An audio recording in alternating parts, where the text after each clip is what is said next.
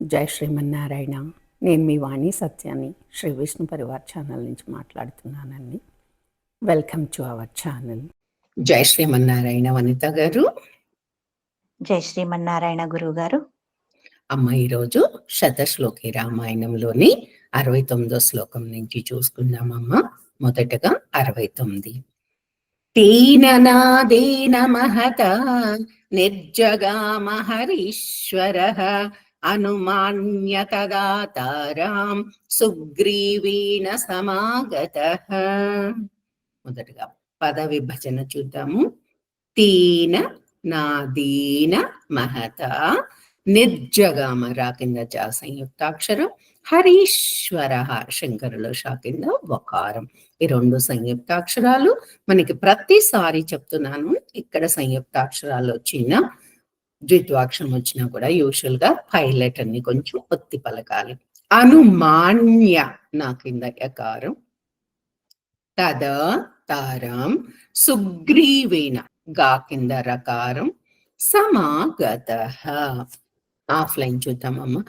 తేన నాదేన మహత, తేన నాదేన మహతా, తేన నాదేన మహతా, నిర్జగామ హరీశ్వరః, నిర్జగామ హరీశ్వరః, నిర్జగామ హరీశ్వరః, అనుమాన్య తదాతారాం, అనుమాన్య తదాతారాం, అనుమాన్య తదాతారాం, సుగ్రీవేణ సమాగతః, సుగ్రీవేణ సమాగతః, సుగ్రీవేణ సమాగతః.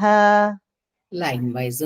తేన నాదేన మహత నిర్జగామ హరీశ్వరః, తేన నాదేన మహతా, నిర్జగామ హరీశ్వరః, తేన నాదేన మహతా, నిర్జగామ హరీశ్వరః, అనుమాన్య తదాతారాం సుగ్రీవేణ సమాగతః, అనుమాన్య తదాతారాం సుగ్రీవేణ సమాగతః, అనుమాన్య తదాతారాం సుగ్రీవేణ సమాగతః.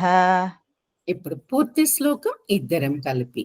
తేన నాదేన మహత నిర్జగామ హరీశ్వరః, అనుమాన్య తదాతారాం సుగ్రీవేణ సమాగతః. నెక్స్ట్ శ్లోకం 70. నిజఘాన చ తత్రైనం శరేణైకేన రాఘవః, తతః సుగ్రీవ వచనాత్ హత్వా వాలినమాహవే. పద విభజన. నిజఘాన చ ఘా దీర్ఘాక్షరం ఒత్తుంది మహాప్రాణం.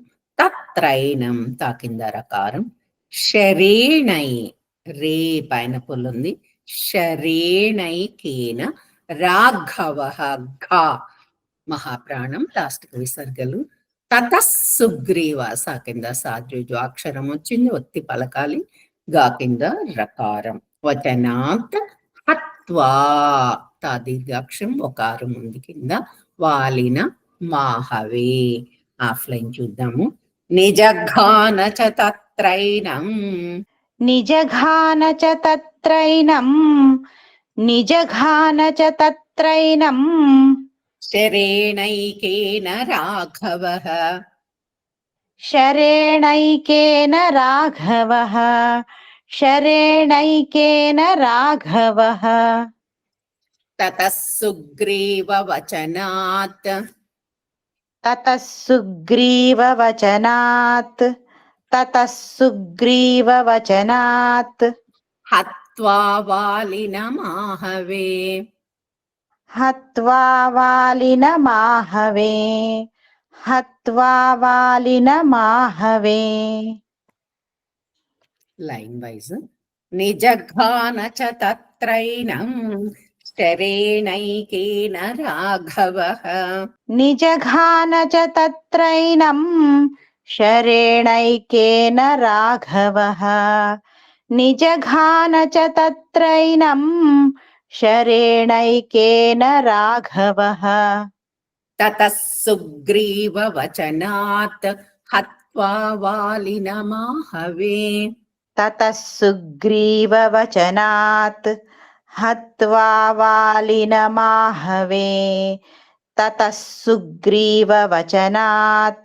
हत्वा वालिनमाहवे పూర్తి శ్లోకం.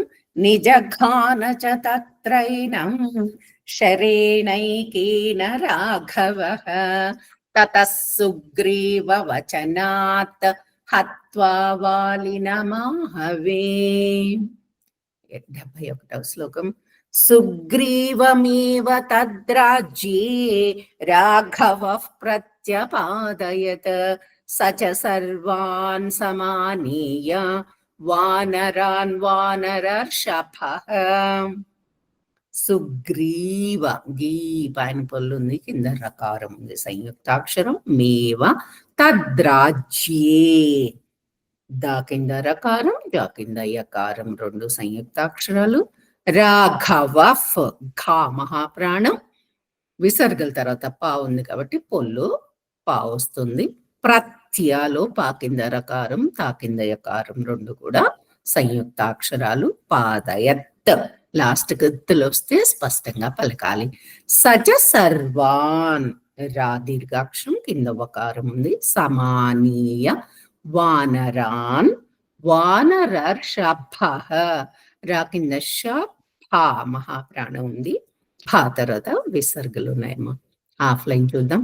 సుగ్రీవమేవ తద్రాజ్యే సుగ్రీవమేవ తద్రాజ్యే సుగ్రీవమేవ తద్రాజ్యే రాఘవః ప్రత్యపాదయత్ రాఘవః ప్రత్యపాదయత్ రాఘవః ప్రత్యపాదయత్ స చ సర్వాన్ సమానీయ స చ సర్వాన్ సమానీయ స చ సర్వాన్ సమానీయ వానరాన్ వానరర్షభః వానరాన్ వానరర్షభః వానరాన్ వానరర్షభః.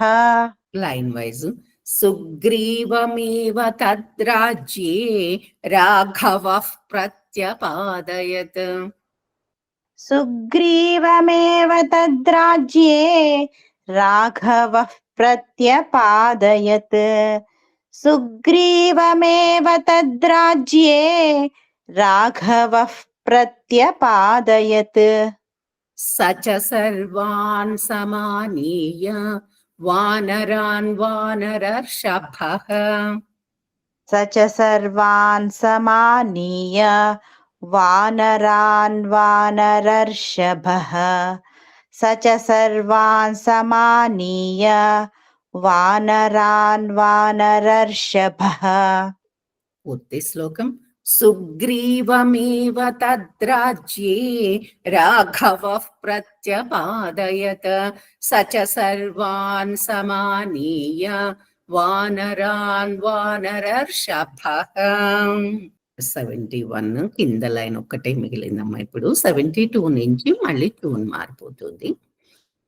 దిశః ప్రస్తాపయామాస దృదృక్షర్జనకాత్మజాం తతో గృధ్రస్య వచనాత్ సంపాతేర్హనుమాన్ బలి. పద విభజన చూద్దామా. దిశః ప్రస్తాప, విసర్గల తర్వాత పా ఉంది కాబట్టి పొల్లు పా వస్తుంది. పా కింద రకారం, సా కింద ఠా మహాప్రాణం ఉంది, రెండు సంయుక్తాక్షరాలు. దిశః ప్రస్తాపయామాస దృదృక్షర్జన, రా కింద జ సంయుక్తాక్షరం. కాత్మజాం, తా కింద మకారం సంయుక్తాక్షరం. దిదృక్షర్జన కాత్మజాం. తర్వాత తతో గృధ్రస్య, ధా మహాప్రాణం, దాని కింద రకారం ఉంది. సా కింద యకారం, రెండు కూడా సంయుక్తాక్షరాలు. వచనాత్, సంపాతేర్ హనుమాన్ బలి. ఆఫ్లైన్ చూద్దామమ్మా. దిశ ప్రస్థాపయామాస దిశః ప్రస్థాపయామాస దిశః ప్రస్థాపయామాస దృదృక్షర్జనకాత్మజాం దిదృక్షుర్జనకాత్మజాం దిదృక్షుర్జనకాత్మజాం.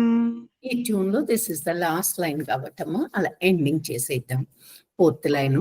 దిశ ప్రస్థాపయామాస దృదృక్షర్జనకాత్మజాం. దిశః ప్రస్థాపయామాస దిదృక్షుర్జనకాత్మజాం. దిశః ప్రస్థాపయామాస దిదృక్షుర్జనకాత్మజాం. తతో గృధ్రస్య వచనాత్ తతో గృధ్రస్య వచనాత్ తతో గృధ్రస్య వచనాత్ సంపాతేర్హనుమాన్ బలి సంపాతేర్హనుమాన్ బలి సంపాతేర్హనుమాన్ బలి. తతో గృధ్రస్య వచనాత్ సంపాతేర్హనుమాన్ బలి. తతో గృధ్రస్య వచనాత్ సంపాతేర్హనుమాన్ బలి. తతో గృధ్రస్య వచనాత్ సంపాతేర్హనుమాన్ బలి. నేను ఒకసారి 2 లైన్లు కలిపి చెప్తాను. దిశ ప్రస్థాపయామాస దృదృక్షర్జనకాత్మజాం. తతో గృధ్రస్య వచనాత్ సంపాతేర్హనుమాన్ బలి. జై శ్రీమన్నారాయణమ్మ. ధన్యవాదాలు గురువు గారు. జై శ్రీమన్నారాయణ. ఈ వీడియో కనుక మీకు నచ్చినట్లయితే కనుక లైక్ చేయండి, షేర్ చేయండి, అలాగే సబ్స్క్రైబ్ చేసుకోండి. మీ లైక్స్ మాకు చాలా ఇంపార్టెంట్ అండి. మీరందరూ కూడా లైక్ చేస్తున్నారు. ధన్యవాదాలు. ఉంటాను.